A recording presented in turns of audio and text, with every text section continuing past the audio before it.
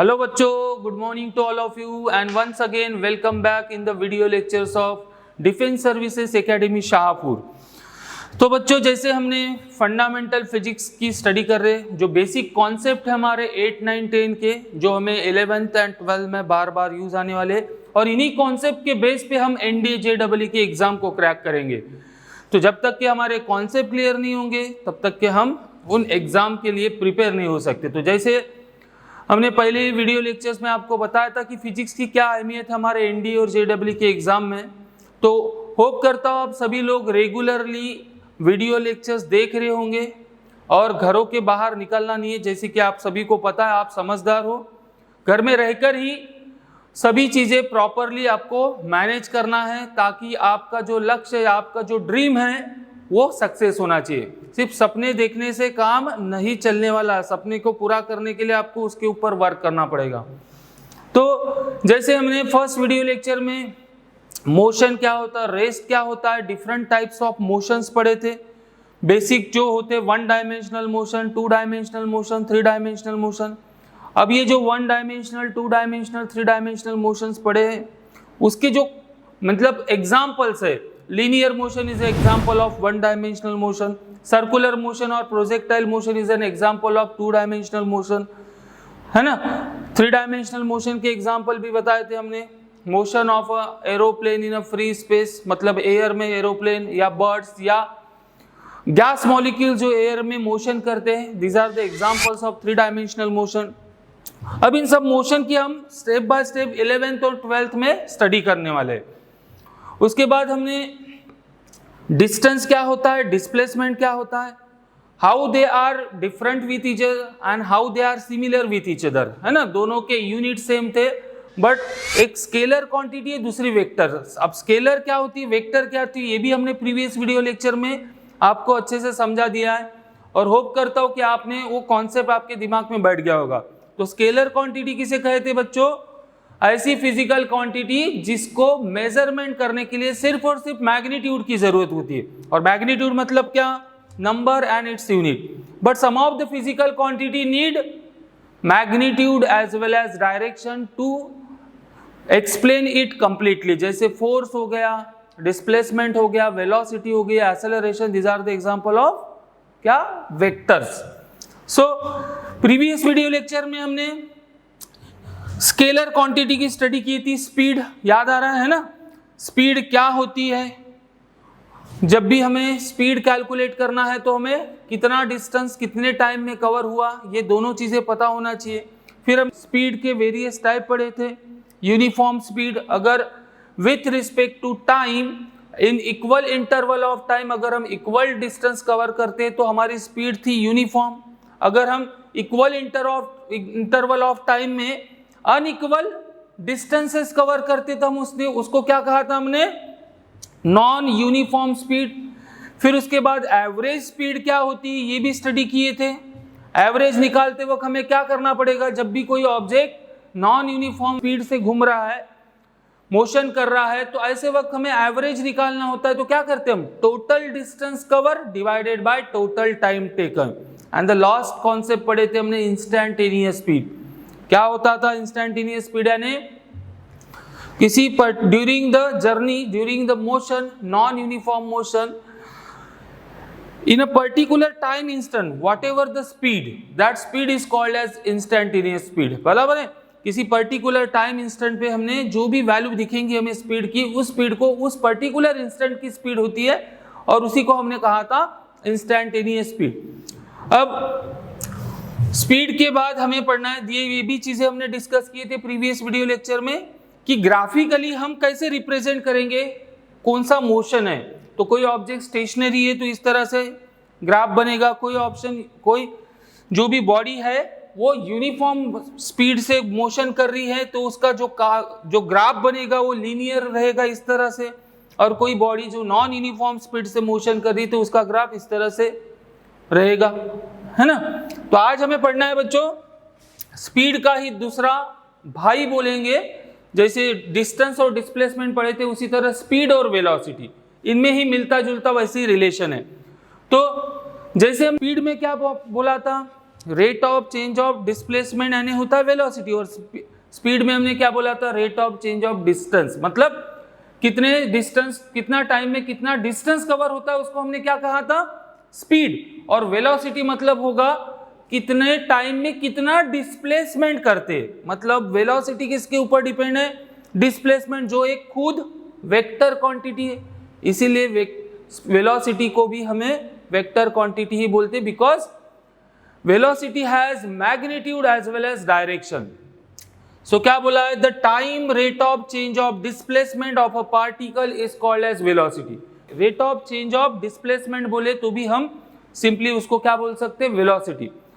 तो कैसे इसका फॉर्मूला बनेगा, डिस्प्लेसमेंट अपॉन टाइम। जैसे स्पीड में हमने क्या लिखा था, डिस्टेंस अपॉन टाइम, तो वेलोसिटी मतलब होता है डिस्प्लेसमेंट अपॉन टाइम। और डिस्प्लेसमेंट क्या बोला था, एक वेक्टर क्वांटिटी है, और उसके वजह से जो नई क्वांटिटी बन रही है that is called as velocity, it is also a vector quantity. तो स्पीड और वेलोसिटी में ये पहला डिफरेंस हमें मिल गया कि speed is scalar quantity and velocity is a vector quantity. अब जैसे हमने प्रीवियस वीडियो लेक्चर्स में पढ़ चुके हैं कि स्केलर क्वांटिटी क्या होती है और वेक्टर क्वांटिटी क्या होती है। तो स्केलर में सिर्फ मैग्नीट्यूड होता है, वेक्टर में मैग्नीट्यूड के साथ साथ डायरेक्शन भी होती है।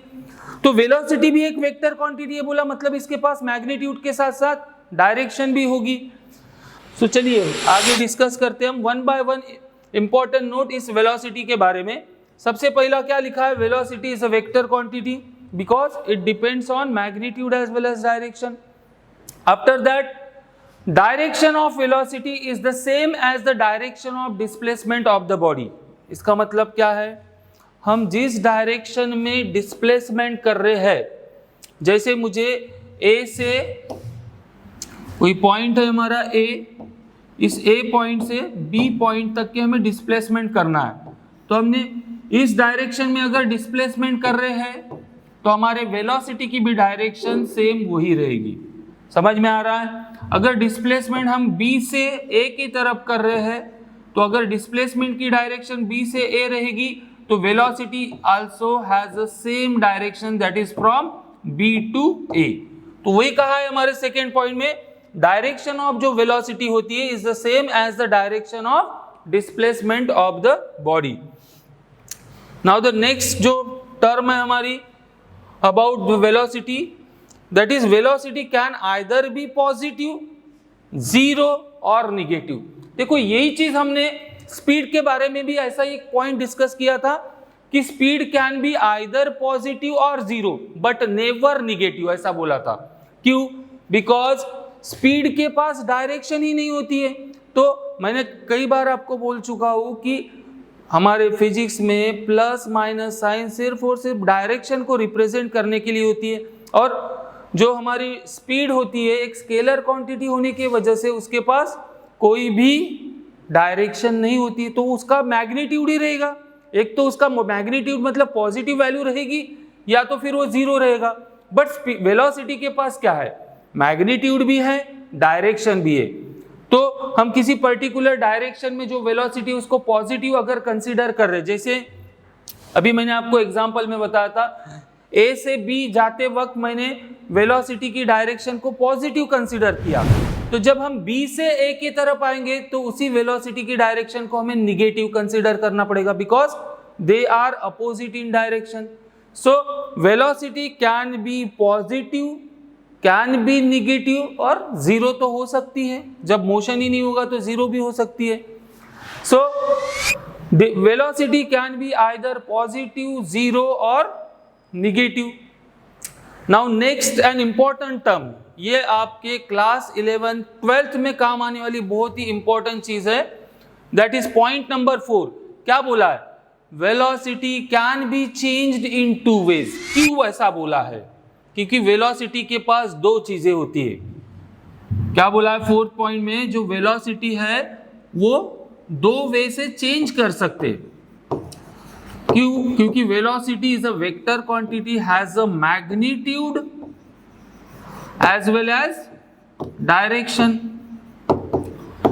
तो हमेशा याद रखना बच्चों कि जब भी हमें किसी वेक्टर क्वांटिटी को चेंज करना है तो हम या तो उसका मैग्नीट्यूड चेंज करो तो भी बोलेंगे कि वो क्वांटिटी चेंज हो रही है, या तो उसकी डायरेक्शन चेंज करो तो भी बोलेंगे हम वो क्वांटिटी चेंज हो रही है, या फिर दोनों को चेंज करो तो भी वो पर्टिकुलर वेक्टर क्वांटिटी चेंज हो सकती है।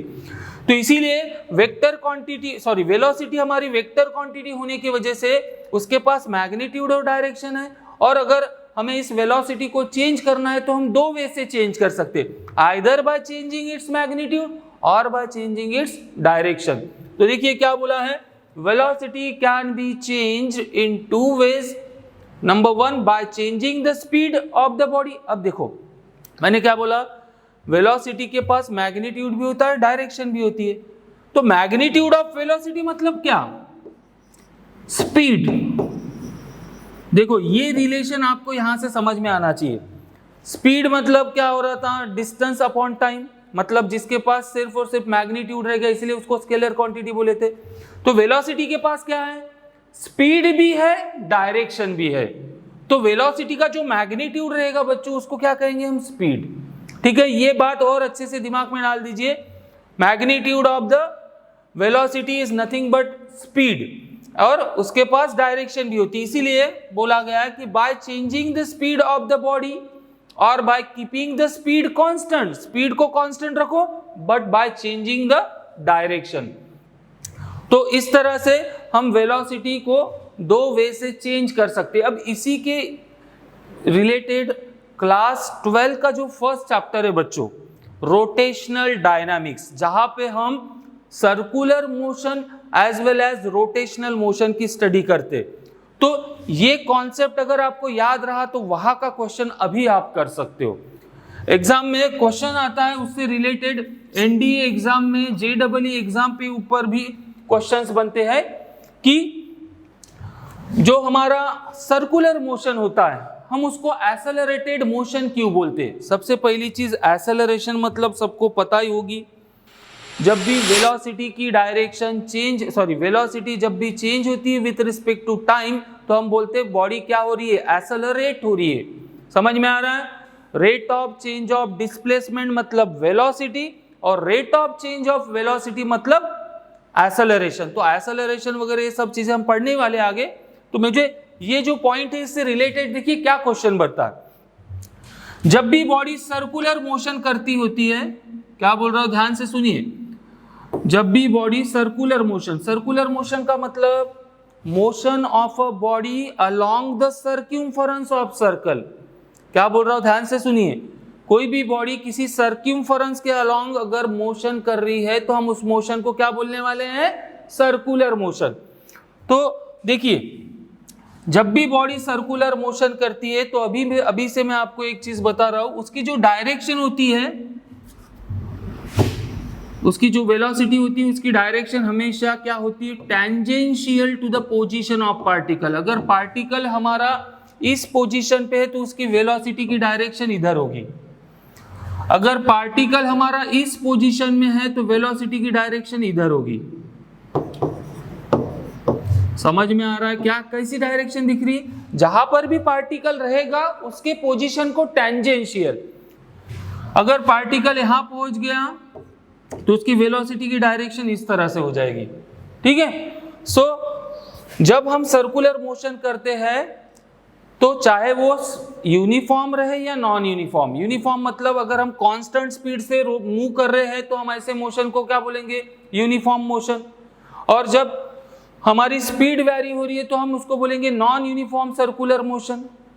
बट चाहे वो यूनिफॉर्म सर्कुलर मोशन हो या नॉन यूनिफॉर्म सर्कुलर मोशन हो, हम सर्कुलर मोशन को बोलते हैं एक्सेलरेटेड मोशन। तो एक्सेलरेटेड मोशन क्यों बोलते हैं, इसके ऊपर बहुत इंपॉर्टेंट क्वेश्चन बनता है एनडीए में, क्यों बोलते हैं मुझे बताइए। कब हम बोलते हैं कि एक्सेलरेशन हो रहा है, जब वेलोसिटी चेंज होगी। तो देखिए जब हम यूनिफॉर्म सर्कुलर मोशन कर रहे होते हैं तो हमारी स्पीड कांस्टेंट होती है, बराबर है, बट देखिए सर्कुलर मोशन में वेलोसिटी की डायरेक्शन क्या हो रही है, चेंज हो रही है कंटिन्यूअसली। जहां पर भी पोजीशन रहेगी पार्टिकल की उसको टेंजेंशियल बढ़ रही है, यहां है तो इधर आएंगे, यहां है तो इधर आएंगे, मतलब स्पीड कांस्टेंट रहेगी बट उसकी डायरेक्शन कंटिन्यूअसली चेंज हो रही है। अगर नॉन यूनिफॉर्म मतलब सर्कुलर मोशन है तो स्पीड भी चेंज हो रही होगी और उसकी डायरेक्शन तो हमेशा चेंज होती ही रहेंगी with respect to position of the particle. तो चाहे यूनिफॉर्म सर्कुलर मोशन हो, नॉन यूनिफॉर्म सर्कुलर मोशन हो, in circular motion the direction of velocity क्या हो रही है, कंटिन्यूअसली चेंजेस। और हमने इस पॉइंट में क्या लिखा है कि velocity can be change in two ways, by changing the speed और by keeping the speed constant by changing the direction. तो यहाँ पे स्पीड चेंज हो या न हो, डायरेक्शन तो कंटिन्यूअसली चेंज हो रही है, और डायरेक्शन चेंज हो रही है मतलब वेलोसिटी की डायरेक्शन चेंज हो रही है मतलब वेलोसिटी चेंज हो रही है, और वेलोसिटी चेंज हो रही है मतलब एक्सेलरेशन हो रहा है। इसीलिए बच्चों सर्कुलर मोशन को कहा जाता है accelerated motion.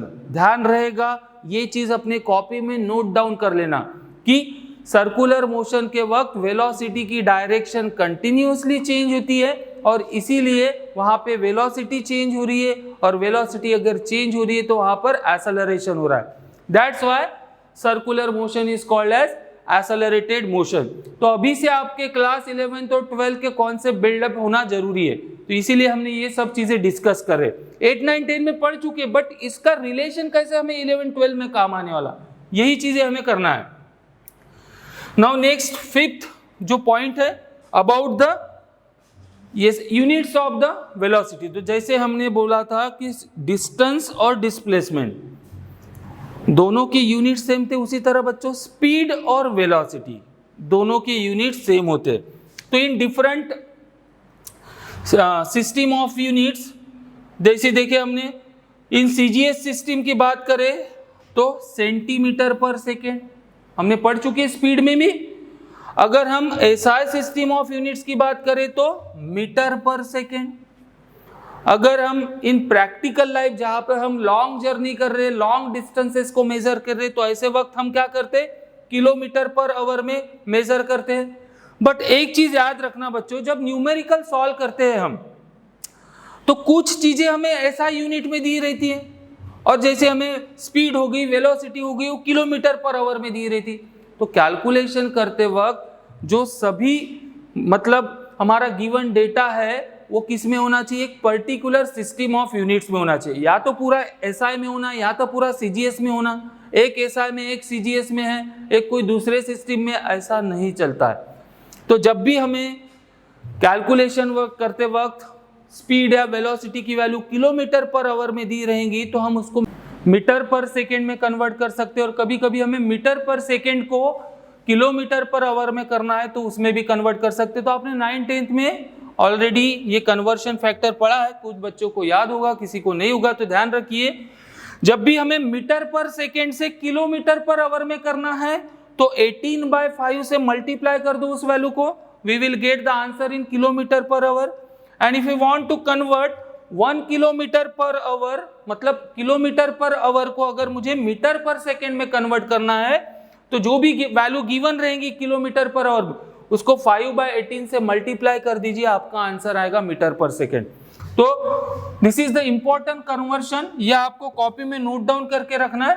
Kilometre per hour को मीटर पर सेकेंड में करना है तो 5/18 से मल्टीप्लाई कीजिए, और मीटर पर सेकेंड को किलोमीटर पर आवर में कन्वर्ट करना है तो 18/5 से मल्टीप्लाई कर दो, आपका आंसर आ जाएगा। ठीक है, तो जितनी भी इंपॉर्टेंट चीजें थी वेलोसिटी से रिलेटेड हमने डिस्कस कर लिया। अब वेलोसिटी को हम डिफरेंट टाइप्स में, जैसे स्पीड को डिवाइड किया था कैटेगरीज में डिफरेंट, उसी तरह हम वेलोसिटी को भी डिवाइड करेंगे। तो सबसे पहले यूनिफॉर्म वेलोसिटी, जैसे हमने यूनिफॉर्म स्पीड बोला था वैसे यूनिफॉर्म वेलोसिटी। कब बोलेंगे यूनिफॉर्म वेलोसिटी है, वेलोसिटी के पास मैग्नीट्यूड मतलब स्पीड भी होती है और डायरेक्शन भी होती है। तो वेलोसिटी कांस्टेंट है ऐसा कब बोलेंगे, जब उसका मैग्नीट्यूड भी सेम होना और डायरेक्शन भी सेम होना, दैट इज स्पीड भी सेम होना और डायरेक्शन भी सेम होना। और साथ ही साथ जो हमारा इक्वल इंटरवल ऑफ टाइम में कन्वर्ट, मतलब स्पीड सेम होना मतलब टाइम में इक्वल डिस्टेंस का डिस्प्लेसमेंट करना चाहिए उसने। सो देखिए यूनिफॉर्म वेलोसिटी मतलब अ पार्टिकल और a body is said to be moving with uniform velocity if it covers equal displacement. देखो डिस्प्लेसमेंट आ गया मतलब वहां पे डिस्टेंस प्लस डायरेक्शन आ गई, है ना। तो अगर कोई पार्टिकल जो मोशन कर रहा है, तो अगर वो मोशन करते वक्त यूनिफॉर्म वेलोसिटी में, ऐसा कब बोलेंगे, बोला जब वो इक्वल टाइम पीरियड में इक्वल डिस्प्लेसमेंट करता होगा। समझ में आ रहा? It covers equal displacement in equal interval of time, that is called as uniform velocity. जैसे हमने यूनिफॉर्म स्पीड में बोला था, it covers equal distance in equal interval of time, तो वेलोसिटी आ गई तो डिस्टेंस की जगह ले लिया है हमारे डिस्प्लेसमेंट ने। उसी तरह जो नेक्स्ट है वेरिएबल वेलोसिटी और नॉन यूनिफॉर्म वेलोसिटी, तो यहां पर क्या बोलेंगे, यहां पर हमने बोले यूनिफॉर्म में equal displacement in equal interval of time, अब यहां पर unequal displacement in equal interval of time. Time period same है मगर डिस्प्लेसमेंट कम ज्यादा हो रहा है, मतलब हमारी जो वेलोसिटी है वो कांस्टेंट नहीं है। सो अ पार्टिकल और बॉडी इज मूविंग विथ, क्या बोला है, अ पार्टिकल और body is said to be moving with variable velocity if its speed और इट्स डायरेक्शन और बोथ चेंजेस विथ टाइम। मैंने अभी थोड़ी देर पहले आपको ईच एंड एवरीथिंग बताया था कि कब बोलेंगे हम वेलोसिटी चेंज हो रही है। एक तो उसका मैग्नीट्यूड चेंज होना चाहिए, मतलब स्पीड, या तो उसकी डायरेक्शन चेंज होना चाहिए, या फिर दोनों, तब बोलेंगे कि वेलोसिटी क्या है, वेरिएबल है। And the last that is average velocity. जैसे हमने एवरेज स्पीड पढ़े थे वैसे एवरेज वेलोसिटी। तो एवरेज वेलोसिटी में क्या बोलेंगे हम, when a body moves with variable velocity, जब बॉडी हमारी यूनिफॉर्म स्पीड से नहीं चल रही, यूनिफॉर्म वेलोसिटी से नहीं चली, यूनिफॉर्म वेलोसिटी से चलेगी तो हमारी स्पीड तो हमेशा, वेलोसिटी तो हमेशा कांस्टेंट ही रहेगी। तो एवरेज जब निकालते मतलब हमारी वेलोसिटी या स्पीड जो भी होती है वो कांस्टेंट नहीं होती, वेरिएबल होती है। So when a body moves with variable velocity, the average velocity of the body is the ratio of total displacement covered by it in a total time taken. Total कितना displacement cover कर रही है और उसको cover करने के लिए total कितना टाइम लग रहा है, that will gives the value of average velocity. ठीक है, समझ में आया? आज के जो भी कॉन्सेप्ट है कॉपी में नोट डाउन करना है। मैंने जो जो चीज़ बताया, जो आपको क्लास 11, 12 एनडीए जेईई में काम आने वाली इंपॉर्टेंट जो चीज़ें हैं, कॉन्सेप्ट है, वो आपको नोट डाउन करना है प्रॉपरली कॉपी में। तो चलिए आज हमने वेलोसिटी क्या होती है उससे रिलेटेड कुछ इंपॉर्टेंट चीज़ें नोट डाउन किए, डिस्कस किए। आने वाले नेक्स्ट वीडियो लेक्चर में हम और नई चीज़ें डिस्कस करेंगे। टिल देन अपने घर में रह के हेल्दी एंड वेल्दी रहना है और साथ ही साथ आपको रेगुलर पढ़ाई भी करना है। तो इसी उम्मीद के साथ मिलते हैं हम नेक्स्ट वीडियो लेक्चर में। Till then thank you very much for watching and have a nice day.